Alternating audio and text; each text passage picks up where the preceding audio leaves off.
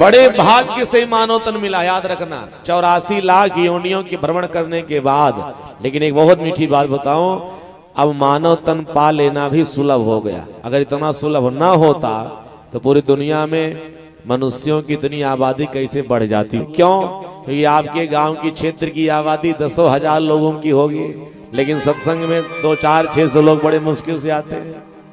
बहुत बड़ा आयोजन होता तो 1000-2000 आ जाते, 4000 10,000 आ जाएंगे। लेकिन सबके भाग्य में ये नहीं है, याद रख लेना।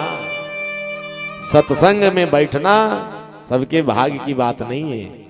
जिसके जीवन में कई जन्मों का पुण्य समर्जित होता है ना, इकट्ठा होता है, वो प्राणी आकर के सत्संग में विराजमान होता है। बोले भक्तवत्सल भगवान की। तो सत्संगी बनो, जैसा संग करोगे वैसा दोष और गुण ये दोनों मनुष्य के जीवन में आ जाता है। इसीलिए धर्मशास्त्रों में कहा जाता है संसर्गजा दोष गुणा भवन्ति। जैसे संग करोगे वैसे दोष और गुण आएगा। किसी चोर के साथ उठना बैठना प्रारंभ करोगे, चोर से मित्रता करोगे, चोरी करना सीख जाओगे। किसी व्यापारी के साथ आप मित्रता कर लीजिए, बहुत बड़े व्यापारी नहीं बन पाओगे, लेकिन व्यापार करने गणित आ जाएगी। किसी राजनेता का सानिध्य प्राप्त करिए, प्रधानमंत्री राष्ट्रपति नहीं बन सकते हो, ठीक है, लेकिन एक बात याद रख लेना सज्जनों कि राजनीति करने की पूरी विधा का ज्ञान आपको हो जाएगा। किसी संत के साथ अगर आप उठना बैठना प्रारंभ किए तो जीवन में साधुता आ जाएगी। जैसा संग करोगे वैसे दोष गुण आता है। इसलिए संग हमारा आपका कुसंग का नहीं, सत्संग का होना चाहिए। साधु के साथ, ब्राह्मण के साथ सत्संग में जाकर के उठोगे बैठोगे तब जीवन हमारा आपका धन्य होगा। तो सबसे पहली शर्त क्या है? जितासनो, आसन को जीतो। दूसरा, जित संगो, संग को जीतो। तीसरी शर्त क्या है? जितः श्वासो, श्वास पर विजय प्राप्त करो। श्वास पर विजय प्राप्त करने का मतलब है प्राणायाम की साधना समस्त जीवों को प्रतिदिन करनी चाहिए। और जो प्राणायाम की साधना करते हैं ना, वो अपने आयु को बढ़ा सकते हैं, क्योंकि हमारी आपकी आयु वर्ष से निर्धारित नहीं होती। एक बात याद रख लेना, हमारी आपकी जो आयु है वो श्वास से निर्धारित होती है। जल्दी जल्दी श्वास लोगे तो टिकट जल्दी कटेगा। बोले भक्तवत्सल भगवान की। श्वास पर विजय प्राप्त करोगे तो घर गृहस्थी में रह करके अपनी आयु को बढ़ा सकते हो। क्यों? क्योंकि अगर हमारी आपकी आयु वर्ष से निर्धारित होती तो कलयुग में अधिकतम मनुष्यों की आयु 100 वर्ष की है। सतयुग के मनुष्य 1 लाख वर्ष की आयु होती थी। सतयुग में मनुष्यों की कितना? 1 लाख वर्ष। सतयुग जब समाप्त होने लगा, द्वापर का त्रेता युग का जब समय आया तो ब्रह्मा जी ने क्या किया? 1 लाख में से एक शून्य हटा दिया। अब 1 लाख लिखिए, एक शून्य हटा दीजिए। तो त्रेता युग में मनुष्यों की अधिकतम आयु 10,000 वर्ष की होने लगी। और जब सज्जनों त्रेता युग का समय बीतने लगा, द्वापर युग आया तो ब्रह्मा जी ने एक शून्य और हटा दिया।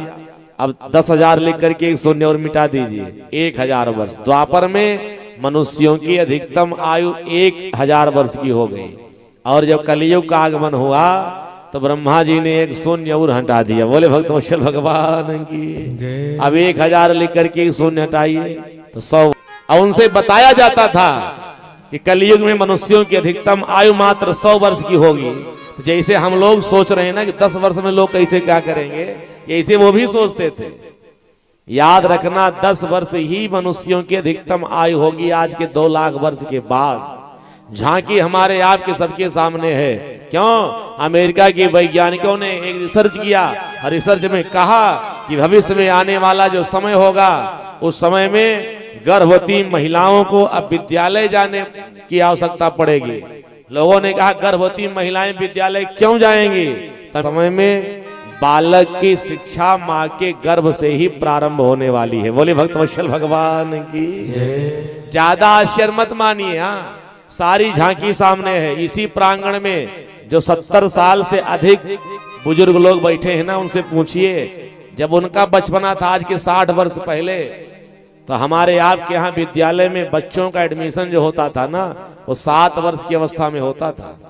हम लोगों के बचपन में आज के 25-30 साल पहले जब बालक 5 वर्ष का होता था तब विद्यालय में एडमिशन होता था। 25-30 साल में ऐसा परिवर्तन हुआ, 4 वर्ष के बच्चों का एडमिशन होना प्रारंभ हो गया। अब ऐसा समय आ गया है जैसे 2-2.5 वर्ष का बेटा होता है ना, तो इसे प्ले ग्रुप में एडमिशन हो जाता है। तो आज 2.5 वर्ष के बच्चे विद्यालय जा रहे हैं, आगे आने वाले समय में 1 वर्ष के जाएंगे, और समय बढ़ेगा 6 महीने का जाएगा, और समय जब बढ़ेगा तो जैसे जन्म लेगा पहले विद्यालय पहुंचेगा, और जब और आगे समय बढ़ेगा ना तो बेटे को विद्यालय जाने की आवश्यकता नहीं, झांकी सामने है, माँ विद्यालय जाएगी और बेटा अपनी माँ के गर्भ से ही MBBS की डिग्री लेके जन्म लेगा। बोले भक्तवत्सल भगवान की जय। इस बात से आप मुस्कुराइए मत, एक बात याद रखिए, ऐसी झांकी हमारे धर्म शास्त्रों में पहले बन चुकी है। माँ के गर्भ से ही बच्चों की शिक्षा का प्रारंभ हो चुका है। क्यों? जिस समय अर्जुन अपनी पत्नी सुभद्रा को चक्रव्यूह की दरवाजे कैसे तोड़े जाएंगे ज्ञान जब बता रहे थे ना, तो उसी समय अभिमन्यु सुभद्रा के गर्भ में था। आप जितने लोग यहां बैठे बताओ, महाभारत के युद्ध में चक्रव्यूह की जो रचना बनाई गई थी, उनके जो दरवाजे टूटेंगे, वो जो शिक्षा अभिमन्यु ने ग्रहण किया था, वो जन्म लेने के बाद या अपनी माँ के गर्भ में था, तब उसने शिक्षा सीखी थी। आप बताइए, ऐसी व्यवस्था कोई नई नहीं है जो मैं बता रहा हूं। प्रहलाद जी की संपूर्ण शिक्षा माँ, बड़े बड़े सिद्ध महापुरुष गुफा में वास करते हैं, उनकी अवस्था आज भी 150-150 वर्ष की है।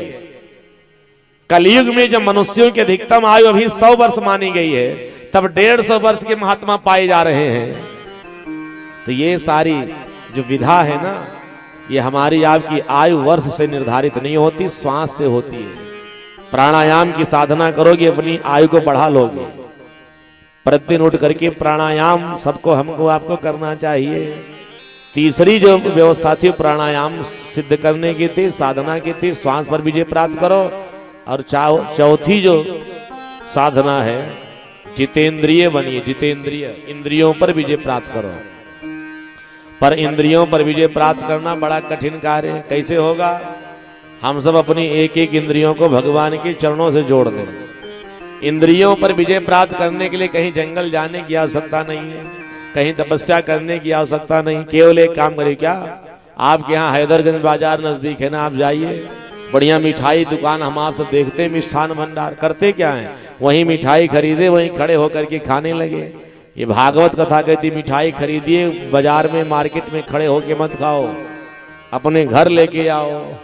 अल्लाह करके सज्जनों, सबसे पहले ठाकुर जी के सामने रखो, तुलसी पत्र डालो, भगवान को भोग लगाओ, फिर आप प्रसाद पाइए, तो मिष्ठान खाने का स्वाद भी मिलेगा। लेकिन आप मिठाई नहीं खा रहे हो, आप भगवान का प्रसाद पा रहे हो। आपकी एक इंद्रिय रसना स्वाद लेने वाली भगवान से जुड़ जाएगी। बोले भक्तवत्सल भगवान की।